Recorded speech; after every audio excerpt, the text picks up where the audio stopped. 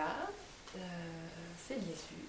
Je reviens pour un 6e épisode de une vidéo qui vous présente mes ouvrages de tricot et de crochet, tout ça, tout ça. Voilà, alors du coup, nouvel environnement, je suis donc en vacances à La Roche-Posay. Pour en savoir plus, j'ai fait un article il y a quelques jours, donc si vous voulez savoir pourquoi, comment je suis à La Roche-Posay, allez voir sur mon blog celiasy.fr. Donc, comme je suis justement pas chez moi, je n'ai pas tout ce que j'aimerais vous présenter, donc je vais peut-être juste en parler rapidement de certaines choses, et j'incrusterai des photos, et je vais pas vous présenter de dernières acquisitions parce que j'ai juste rien autour de moi, donc voilà, ça sert à rien, et j'aurai probablement pas toutes les photos, donc voilà. Je pense que c'est tout pour l'introduction. Donc j'ai commencé à vous parler des projets terminés. Donc on commence par le Sirma que je vous avais présenté dans le précédent épisode. Le Sirma est terminé, il a été offert à ma sœur qui le porte très souvent. Quand je la vois, elle l'a toujours autour du cou. Donc ça fait plaisir. Donc voilà, je vais mettre quelques photos. Voilà.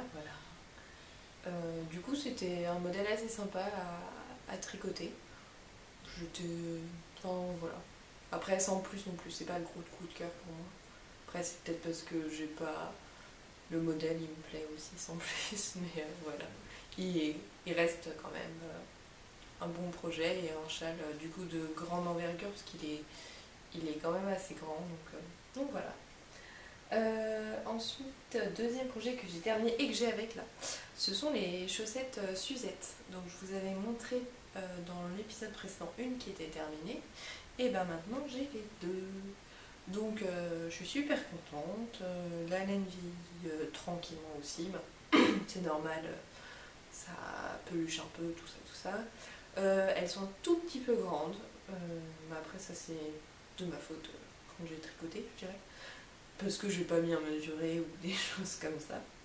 Donc voilà, mais je les aime bien, elles sont super douces, voilà. Et j'ai enfin rentré tous les films il y a peut-être un mois ou deux, ça fait plaisir. Voilà, notre projet terminé. Ensuite, le pull que je vous avais montré, le In Stillness, je l'ai aussi terminé en juin, je crois.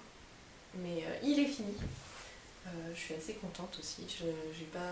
J'ai pas encore fait d'article parce qu'on n'a pas pris le temps avec mon chéri de sortir pour le prendre en photo avec le beau temps qu'on a. Donc voilà. Et le dernier projet terminé, celui-là je l'ai, c'est le Good Vibes sur lequel j'ai déjà publié un article, comme vous pouvez aller voir. Donc voilà, le Good Vibes de Nadia Crétin-Léchelle. NCM Knits, donc avec une petite dentelle. Donc il est construit, la première partie c'est la partie unie qui est faite avec le début au milieu. C'est une partie en point mousse rythmée par des rangs jetés. Et ensuite on commence en rang raccourci toute la partie dentelle. Et voilà, c'est un vrai plaisir de le tricoter. Moi j'aime bien quand ça va tout seul, tout en point mousse, donc ça c'était parfait. Et la dentelle est super simple à retenir, elle est sur un seul rang, sur 11 mailles, c'est un plaisir. Du coup la laine que j'ai utilisée c'est deux écheveaux de Hedgehog Fibers. Le premier c'est celui que je vous ai montré juste dans l'épisode précédent, le Ink, coloris Ink, donc le bleu assez dense, assez foncé, et et le blanc, alors c'est pas celui de l'épisode précédent, c'est un blanc, la couleur s'appelle Typewriter, donc c'est un blanc beige naturel tacheté de taches noires et un peu nuancé dans le noir. Voilà. Et je l'ai fini il y a quand même quelques temps, parce que là on est mi-août, je l'ai fini mi-juillet à peu près, donc je suis super contente, et voilà. Donc voilà pour mes 4 projets finis. Ensuite on va passer au projet en cours. Donc en cours j'ai le Ruby on Rails que je n'ai pas pris avec. Donc c'était un châle de Christelle Mule que je fais en plug-in knitter Primo Fingering, coloris Ferris, qui était un coloris du club, un rouge très dense. Et voilà, donc il me reste la bordure en point mousse à faire et l'icord, donc tout le tour en icord. Donc il reste un petit peu de travail, mais ça devrait être assez rapide. Donc voilà pour le Ruby on Rails. Ensuite, j'ai commencé, et je ne vous ai pas encore présenté, je vous l'ai montré peut-être sur Instagram, mais je suis en train de faire un granit géant. Voilà, alors j'espère qu'on voit bien les couleurs, je ne sais pas trop comment ça va rendre. Donc voilà, j'ai utilisé que des fils de mon stock que j'ai trié, enfin que j'ai organisé avec Carole, Trick Obsession. Du coup, c'est que des singles. Il y a la Riverside Studio, il y a la Lilou. Donc voilà, vous pourrez trouver les références et les noms des couleurs sur mon projet Ravelry parce que je les ai pas du tout en tête. Et donc voilà, donc ça avance tranquillement, c'est un granit tout simple, je le crochette en 3,5 et c'est le projet quand j'ai envie de faire quelque chose qui ne nécessite aucune concentration, que j'ai envie de décompresser, ça va très bien ça. Donc oui, et niveau taille, j'avance tranquillement, il fait pas encore 1 mètre mais presque. Donc voilà. Et niveau quantité de laine, j'ai pas encore fait la moitié des écheveaux, donc ça va aller, je pense qu'il va avoir une bonne taille au final. Voilà. Alors, ensuite, j'ai commencé il n'y a pas très longtemps le Holly Chevron de Stefan West. Alors, tout d'abord, je vais vous présenter les laines. Alors, il y a la première laine qui est une laine filet main qui m'a été offerte par Serial Fileuse, aka Stéphanie. Du coup, elle m'a été offerte il y a au moins 2 ans, parce que j'avais participé en tant que supportrice à un tour de fleece. En fait, c'est pendant le Tour de France, il y a un événement qui est organisé qui s'appelle le Tour de Fleece, pour filer la laine en fait en même temps que le Tour de France. Donc voilà, donc cet écheveau, cette pelote aujourd'hui, je l'ai depuis au moins 2 ans. La couleur au final c'est pas quelque chose dont j'ai l'habitude, mais je me dis ça serait quand même sympa d'avoir un châle dans ces tons, ça irait bien avec certaines de mes tenues, donc voilà. Donc je savais que j'allais le tricoter, mais je savais pas encore comment. Comme j'ai que 400 mètres, je me suis dit, tout seul ça fera qu'un petit châle, alors que les tenues dans ces couleurs c'est plutôt automnal, donc il faudrait un plus grand. Et donc là, j'ai demandé conseil et j'ai trouvé, entre guillemets, la couleur là. Le coloris Saffron de Madeleine Tosh, que j'avais déjà utilisé dans le col pour mon papa. Et ça va super bien quand même avec ce filet main. Donc avec 2 couleurs, il me suffisait de choisir un modèle et j'ai choisi le Holly Chevron que je vais vous montrer tout de suite. Hop. Donc il s'agit de rayures tout simplement en point mousse. Donc le filet main, la Madeleine Tosh, pardon. Et voilà, donc c'est vraiment très simple, il y a des augmentations tous les rangs, même les rangs verts, donc il prend assez vite de l'ampleur. Là on voit il est déjà tout rabougri sur mon câble. Donc voilà, mais le rendu est vraiment assez chouette, donc j'aime beaucoup. Je fais sur le côté où je change de couleur à chaque rang. Je fais à chaque fois un jeté pour que ce soit plus lâche, parce que sur l'autre couleur j'en ai pas eu besoin, j'en ai fait au début mais c'était pas nécessaire, ça vient des bosses. Donc sur le rang où je change de couleur, non, sur le côté, je change de couleur, je fais un jeté au début de mon rang, comme ça c'est plus lâche. Donc voilà, donc j'avance tranquillement et il me plaît bien, je suis impatiente de le finir. C'est un peu déstabilisant de tricoter des couleurs automnales en été, mais bon, je le fais quand même, comme ça je serais contente de l'avoir cet automne. Voilà, voilà. Oui, le Holey Chevron de Stephen West. Je fais la grande taille qui a besoin de 2 écheveaux, donc je devrais être impeccable niveau quantité de laine. Voilà, alors. Hop. Et ensuite, le dernier projet commencé, j'ai commencé là il n'y a pas très longtemps, mais j'ai très envie de le faire depuis assez longtemps. Il s'agit du Japan Sleeves de Rory Lucatelli. Donc en fait on commence, c'est pour ça que j'ai tardé à commencer, c'est qu'on commence par les manches, c'est-à-dire qu'on a 2 bandes de dentelle. Tadam! Donc en fait une dentelle sur 32 rangs, c'est quand même assez long.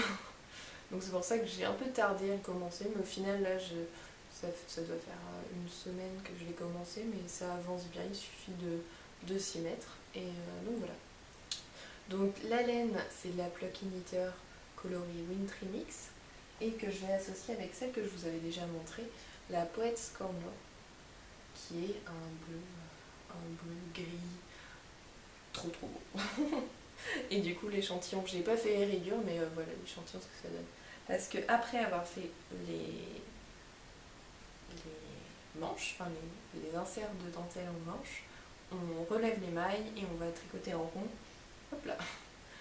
En rayé, donc ça va être rayé gris clair et bleu. Voilà. C'est des couleurs au final qui sont très ressemblantes au modèle et ça me plaît bien. Voilà, voilà. C'est des petits débuts de projet hein, quand même. Mais voilà tout ce que j'ai en cours. Ça reste raisonnable parce que je me rends compte que plus on a de choses en cours, moins on en finit. Donc j'essaye de me limiter un petit peu, même si j'ai quand même 4 gros projets en cours. Voilà pour les projets en cours niveau tricot. Niveau crochet, enfin tricot-crochet, j'ai toujours le petit woody sur lequel j'ai pas beaucoup avancé. Voilà. Et je l'ai même pas pris avec. Donc voilà. On va reprendre un peu le filage.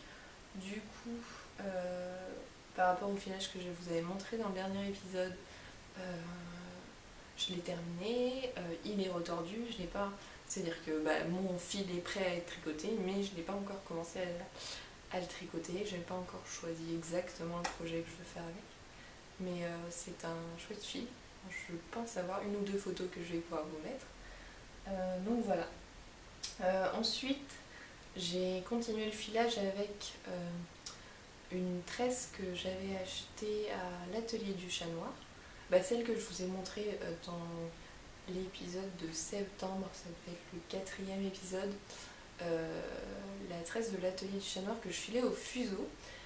Comme le fuseau ça me faisait mal à l'épaule, je l'ai fini de la filer au rouet en fait. Donc ça s'est bien fait et à la fin, quand j'ai eu fini de tout filer, j'ai pris ce que j'avais sur mon fuseau et je l'ai repassé dans le rouet, donc comme ça en plus j'ai toute ma tresse qui est ensemble. Donc voilà, j'ai peut-être 1 ou 2 photos mais pas plus, désolée. Et sinon, donc ce qui est en cours, ça je l'ai. Donc c'est de la Malabrigo Nube, donc c'est une tresse 100% mérinos. Il y a du bleu plus foncé, du gris, un peu de marron à certains endroits, un peu de noir foncé. Donc 100% mérinos et voilà ce que j'ai déjà filé. Donc autant vous dire que je vais assez vite dernièrement. J'avais pris que cette tresse pour mes 3 semaines à La Roche-Posay, mais je pense que j'ai moyen de la finir très vite, donc je me ralentis un peu. Donc en fait, je le file pour faire un light fingering que je vais associer avec une autre laine que j'ai dans mon stash, un gris, en light fingering single aussi. Donc je pense qu'elles devraient bien matcher ensemble. Après je sais pas encore quel modèle je vais faire, mais je pense que il va assez vite être tricoté ce fil là. Donc voilà, un plaisir à filer. Euh, le mérinos, au début j'ai pris la tresse sans la séparer ni rien, ça c'était chaud. Donc en fait j'ai séparé ma tresse en plusieurs petits nids comme ça. Et donc au final ce que je file c'est quelque chose d'assez fin. Et quand je l'étire c'est beaucoup plus simple à étirer quand c'est déjà fin en fait. Et donc au rouet ça va tout seul. Ça va vraiment tout seul.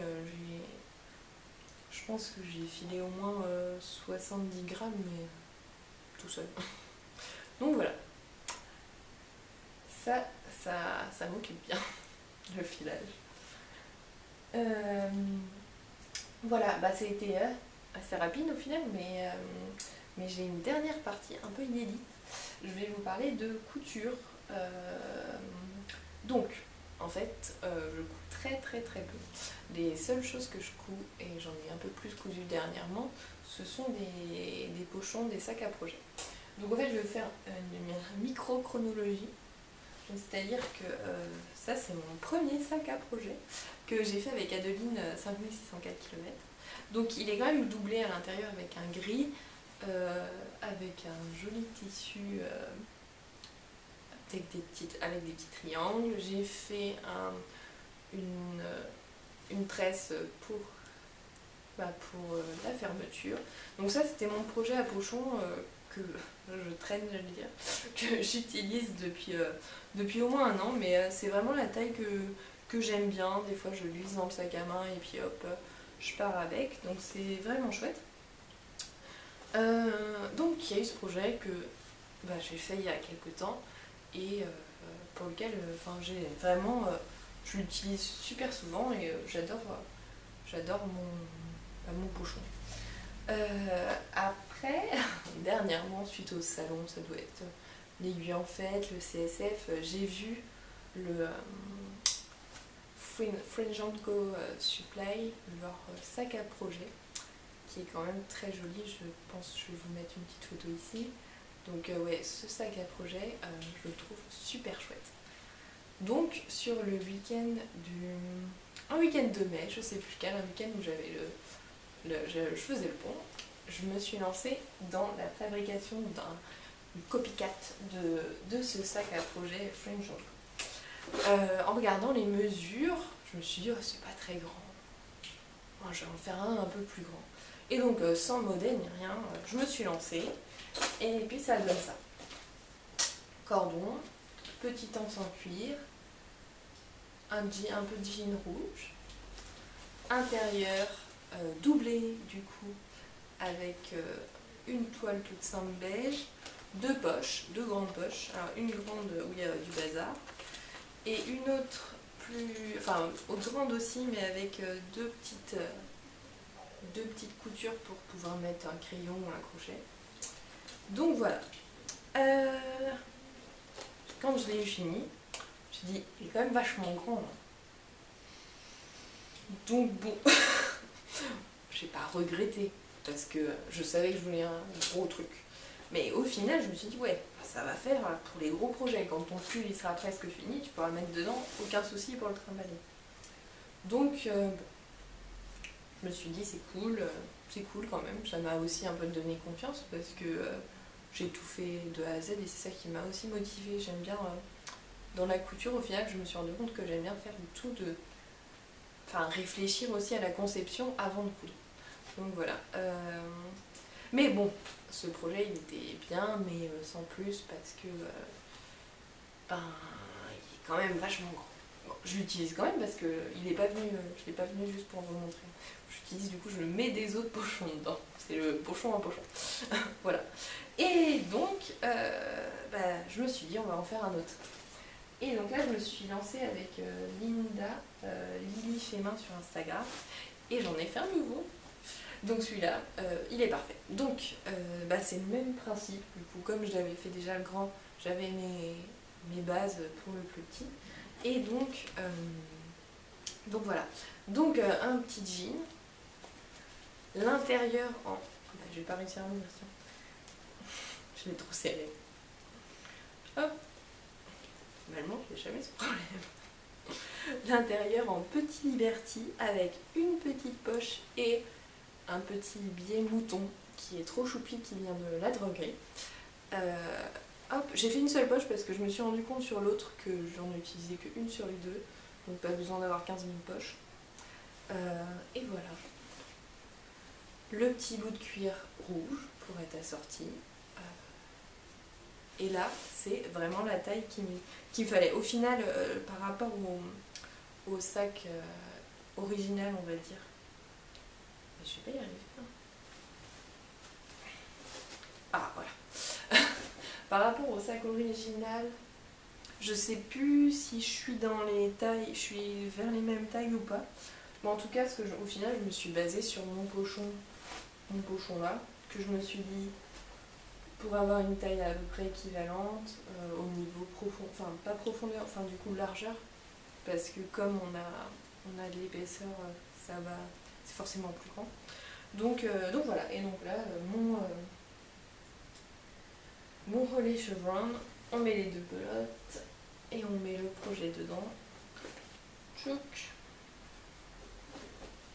Impeccable. Et là on peut se balader. Voilà, donc mes petites créations en couture, c'est pas grand chose, mais ça reste utile et pratique et ça me permet de balader mes projets sans les abîmer et avec des jolis petits accessoires. Voilà, petite partie couture. Et puis bah, on va finir là-dessus. Donc merci de me regarder, merci pour vos commentaires. Partout sur Instagram, sur mon blog, ça me fait vraiment plaisir et désolée d'être là en vidéo vraiment super ponctuellement, mais je partage quand même plus de trucs sur Instagram, donc n'hésitez pas à me suivre si vous voulez avoir de mes nouvelles. Et voilà, je vous dis à bientôt. Bonne journée à vous, bonne soirée et voilà. À bientôt.